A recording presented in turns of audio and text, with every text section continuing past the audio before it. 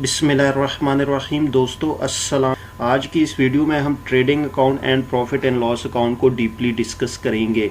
तो सबसे पहले हम स्टार्ट करते हैं ट्रेडिंग अकाउंट को। बेसिकली ये जो ट्रेडिंग अकाउंट है ये फाइनल अकाउंट्स का पहला सेक्शन या पहला पार्ट्स है। यानी जब भी आप फाइनल अकाउंट्स को प्रिपेयर या मेंटेन करेंगे तो सबसे पहले आपको ट्रेडिंग अकाउंट मेंटेन करना पड़ेगा। A trading account in which the gross profit of the business is calculated। Basically हम जो ट्रेडिंग अकाउंट को मेंटेन करते हैं वो ग्रॉस प्रॉफिट को फाइंड करने के लिए या कैलकुलेट करने के लिए कि हमने एक स्पेसिफिक टाइम पीरियड में जितनी एक्टिविटीज़ की है उन एक्टिविटीज़ की वजह से हमें कितना ग्रॉस प्रॉफिट हुआ है या ग्रॉस लॉस हुआ है। The following items usually appear on the debit and credit side of the trading account। यानी जब आप ट्रेडिंग को प्रिपेयर करते हैं तो उसकी दो साइडें होती है, एक डेबिट होती है और दूसरी जो है हमारे पास क्रेडिट साइड होती है।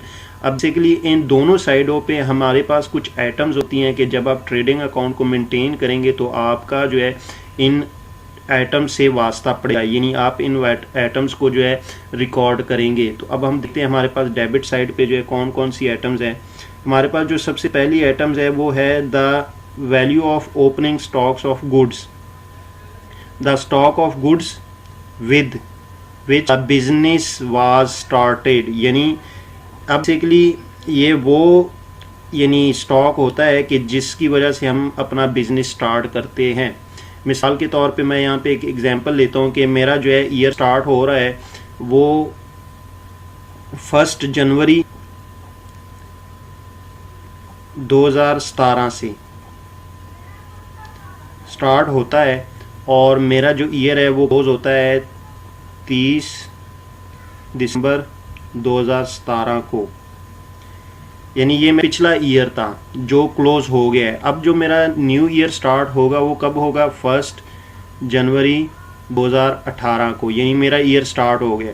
अब जब मेरा स्टॉक पड़ा था वो 31/12/2017 को जो मेरा स्टॉक बच गया था वो मेरा स्टॉक क्लोजिंग स्टॉक कहलाएगा।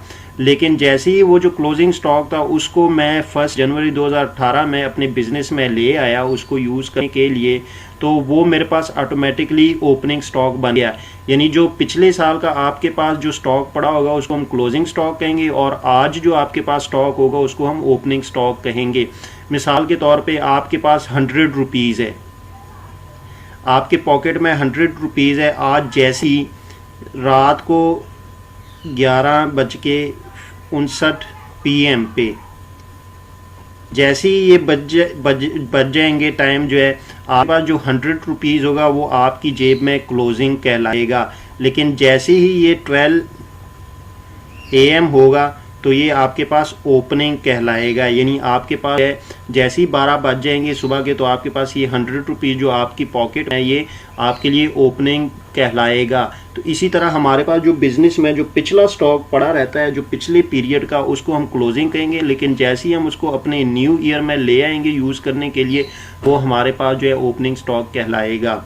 और जो है ये ओपनिंग स्टॉक जब बिज़नेस न्यू बिज़नेस होता है उसमें ओपनिंग स्टॉक नहीं होता, लेकिन जैसे ही अगर आपका बिज़नेस चल रहा है कुछ टाइम पीरियड उसको हुआ है तो जैसे ही आपके पास स्टॉक होगा वो आपके पास ओपनिंग स्टॉक कहलाएगा अगर पिछले साल से कोई स्टॉक बच जाए। इसी तरह हमारे पास दूसरा है net purchases made during the year, purchase less returns. Basically हमारे पास जो है परचेजेज होती हैं लेकिन उस परचेजेज में से जब हम माइनस करेंगे अगर कोई हमारे पास रिटर्न है परचेज रिटर्न या हमारे पास कोई डिस्काउंट है परचेज डिस्काउंट, तो जैसे ही हम इन फिगर्स को यहाँ पे माइनस करेंगे तो हमारे पास वो नेट परचेज कहलाएगा। इसीलिए हमें जो है जो ट्रेडिंग अकाउंट है उसमें नेट परचेजेस चाहिए होती है। अगर आपके पास कोई रिटर्न्स है परचेजेस रिटर्न है या डिस्काउंट वगैरह है तो वो आप माइनस करेंगे तो आपके पास नेट परचेजेस आ जाएगी। इसी तरह उसके बाद हमारे पास तीसरे लास्ट नंबर पे हमारे पास आता है डायरेक्ट एक्सपेंसेस इफ़ एनी। अगर आपके पास कोई डायरेक्ट एक्सपेंसेस हो, अब यहाँ पे बेसिकली डायरेक्ट एक्सपेंसेस से मुराद ये है कि वो तमाम खर्चे एक्सपेंसेस जो डायरेक्ट आपके प्रोडक्ट को अफेक्ट करे। मसलन आप जिस प्रोडक्शन हॉल में चीज़ें मैन्युफैक्चर कर रहे हैं तो वहाँ पे आपके पास जितने भी यानी उस हॉल में इलेक्ट्रिसिटी यूज़ होगी या जितने भी उस हॉल में आपके जो वर्कर होंगे वो जब प्रोडक्ट को मैन्युफैक्चर करने पर उस पर जितना भी जो है वो उनको आप रेमुनरेशन देंगे, वेजेस देंगे, ठीक है, उनके काम के अगेंस्ट, तो वो सारे के सारे डायरेक्ट एक्सपेंस लाएंगे। इसी तरह फ्रेट है, अगर मिसाल के तौर पे आप जो प्रोडक्ट बना के आगे सेल करते हैं और सेल करते वक्त जब आप अपने क्लाइंट या अपने कस्टमर को वो पहुंचाते हैं तो उस पर जितना भी यानी फ्रेट लगता है वो आप पे करते हैं अपनी जेब से, तो इस तरह वो जो फ्रेट होता है वो भी डायरेक्ट एक्सपेंस कहलाता है क्योंकि वो आपके प्रोडक्ट का हिस्सा होता है। जितने भी एक्सपेंसेस होंगे जो डायरेक्ट आपके प्रोडक्ट पे यानी वो इनकर्ड हो तो उसको हम डायरेक्ट एक्सपेंस कहेंगे। अब हमारे पास जो क्रेडिट साइड है वहाँ पे बेसिकली दो चीज़ें हमारे पास आती है। एक हमारे पास आता है the total sales made during the period, जितनी भी आपकी सेल होगी, आप जब चीज़ बेचेंगे उससे जितनी भी आपको अमाउंट रिसीव होगी उसको हम सेल कहेंगे। अब टोटल सेल क्या है, यानी सेल में से आप जो है सेल रिटर्न माइनस करेंगे, अगर कोई डिस्काउंट है वो माइनस करने के बाद आपके पास जो फिगर बचेगी उसको हम नेट सेल कहेंगे। इसी तरह हम नेट सेल लेकिन आप जब भी अकाउंट मेंटेन करेंगे तो जितने भी आपके जो है इस पे टैक्सेस होंगे, सेल टैक्स कोई भी टैक्स होगा तो वो आप अपनी जो है सेल में से या परचेजेज में से माइनस करके उसकी फिगर लिखेंगे। इसी तरह हमारे पास आता है the value of closing stock of goods. अब हमारे पास क्लोजिंग स्टॉक क्या है, यानी जो आपके जो ईयर के एंड पे या जो आपका एक पीरियड है उसके एंड पे जितना स्टॉक बच जाए उसको हम क्लोजिंग स्टॉक कहेंगे। मसलन मेरा जो है जो पीरियड स्टार्ट हो रहा है वो है 1 जनवरी 2017 से लेकर 30/12/2017 तक। अब जैसे ही 30 दिसंबर 2017 आया मेरे पास जो स्टॉक पड़ा है वो पड़ा है 30,000 रुपये, तो ये मेरे पास क्या होगा, ये मेरे पास क्लोजिंग स्टॉक कहलाएगा। लेकिन जैसे ही नेक्स्ट ईयर स्टार्ट होगा अगर इस स्टॉक को मैं आगे ले जाऊंगा तो ये मेरे पास ओपनिंग कहलाएगा। यानी क्लोजिंग स्टॉक आपके पास एंड पे बच जाए उसको हम क्लोजिंग स्टॉक कहते हैं, और जब आप उस स्टॉक को आगे कैरी फॉरवर्ड करें तो वो आपके पास ओपनिंग स्टॉक कहलाता है। अब हमारे पास ये कुछ फार्मूले हैं, formula for calculating gross profit के। अब ग्रॉस प्रॉफिट कैसे फाइंड आउट कर सकते हैं, बेसिकली हम ट्रेडिंग अकाउंट में सिर्फ ग्रॉस प्रॉफिट ही फाइंड करते हैं। यहाँ पे हमारे पास देखिए sales minus cost of sale. अब हमारे पास जो सेल है वो क्या है, जिस तरह मैंने आपको बताया नेट सेल, इसका भी हम फार्मूला देंगे। अब सबसे पहले हम कॉस्ट ऑफ सेल्स को डिस्कस करते हैं। कॉस्ट ऑफ सेल का फार्मूला है opening stock plus purchases minus closing stock.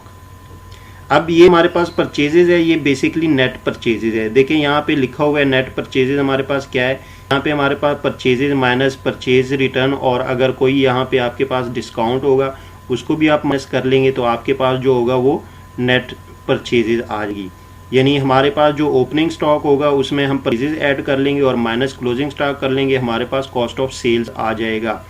इसी तरह आपके पास अगर नेट सेल फाइंड करनी हो जिस तरह हमने पहले डिस्कस किया है तो सेल माइनस सेल्स रिटर्न, अगर और कोई इस सेल्स पे है तो वो आप यहाँ से माइनस कर लेंगे, अगर डिस्काउंट वगैरह तो आपके पास नेट सेल आ जाएगा। अब हमारे पास बेसिक जो फार्मूला है वो है नेट सेल जो हमारे पास है माइनस कॉस्ट ऑफ सेल्स। हमारे पास अगर हमारी जो सेल्स की अमाउंट है फिगर है वो अगर कॉस्ट ऑफ सेल से इंक्रीज कर जाए यानी प्लस में हो तो वो हमारा ग्रॉस प्रॉफिट होगा। लेकिन अगर हमारी सेल्स जो है वो कॉस्ट ऑफ सेल से कम हो यानी माइनस में है तो उसको हम ग्रॉस लॉस कहेंगे। बेसिकली जो ट्रेडिंग अकाउंट है इसमें हम जस्ट ग्रॉस प्रॉफिट ही फाइंड आउट करते हैं या ग्रॉस लॉस, एक स्पेसिफिक टाइम पीरियड के लिए हम इसको मेंटेन करते हैं। अब हमारे पास जो फाइनल अकाउंट्स दूसरा सेक्शन है वो प्रॉफिट एंड लॉस अकाउंट है। बेसिकली इस प्रॉफिट एंड लॉस अकाउंट के ज़रिए हम जो है नेट प्रॉफिट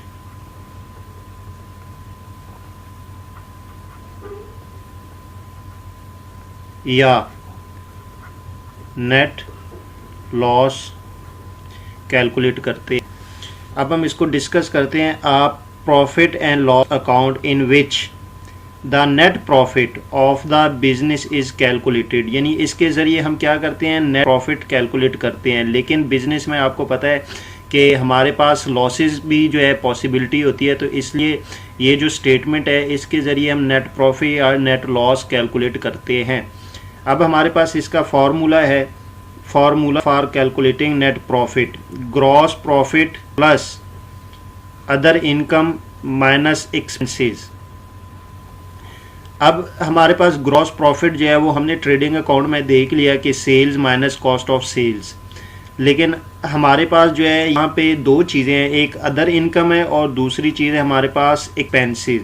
बेसिकली अगर हम अदर इनकम को देख लें तो हमारे पास अदर इनकम क्या है,